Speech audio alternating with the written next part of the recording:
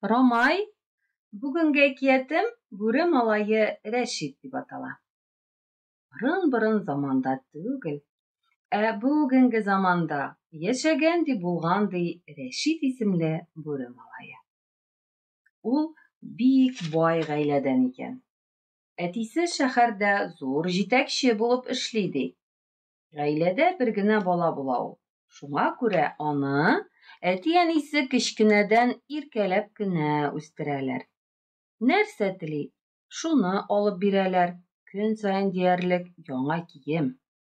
Гел кыйммәтле рестораннарда гына йөртәләр. Иң соңгы модельле телефон да анда, иң затлы машина да аларда була. Кыскасы, Рәшит ни теләсә, әтисе аның теләген үтәп бара икән. Малайын әтисе иң зур хуҗаларның балалары гына укый торган мәктәпкә бирә.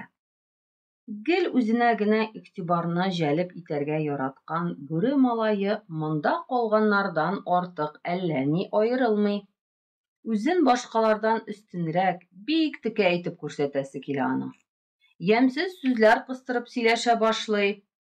Кечерәк буйлы малайларга «Кәрлә, син үсми калган» дип мыскыллый. Физик яктан көчсезрәк булганнарга бер-икене сугып алырга да күп сорап тормый. Бу сыйныфтагы күп кенә җәнлекләр Рәшит миннән дә көлмәсен әле дип аңа ярарга тырышалар. Аның артыннан кабатлыйлар икән. Тора-бара бу сыйныфтагы малайлардан укытучылар зарлана башлыйлар. Әти-әниләр җыелышында да бу турыда әйтәләр. Хәтта берничә малайның әти-әнисен мәктәп директорына да чакырталар. Җәнлекләр бөтенесе дә Рәшитне гаеплиләр. Ул безне өйрәтә, боза, диләр. Рәшитнең исе дә китми. Үзенең гамәлләрен гадәти хәл дип кабул итә. Чөнки өйдә әтисе шулай сөйләшә икән. Мәктәп директоры Рәшитнең әтисенә бу турыда әйткәч, минем улыма гына бәйләнмәгез, әллә башка малайлар тәртип бозмыймы, сугышмыймы дип шаккатырып куя ул директорны. Шулай итеп, бу хәл озак кына вакыт дәвам итә. Көн артыннан көн үтә. Бу сыйныфка яңа укучы килә.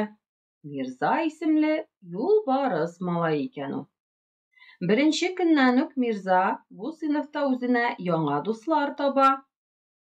Әкренләп Рәшит тирәсендә дус булып йөргән җәнлекләр дә Мирза янына агыла башлый. Бу нинди хәл икән, дип уйлый Рәшит. Сыйныфташы Керпе малае Идристән нишләп бөтенесе шул Мирза янында бетереләсең, дип сорап куя ул. Идрис Мирза белән шундый күңелле, ул бик шат күңелле, төрле кызык хәлләр, мәзәкләр сөйли, безне көлдерә, ди. Бүре малае Рәшит Мирза белән якынрак танышырга була. Сәбәп табып, аның белән аралаша башлый.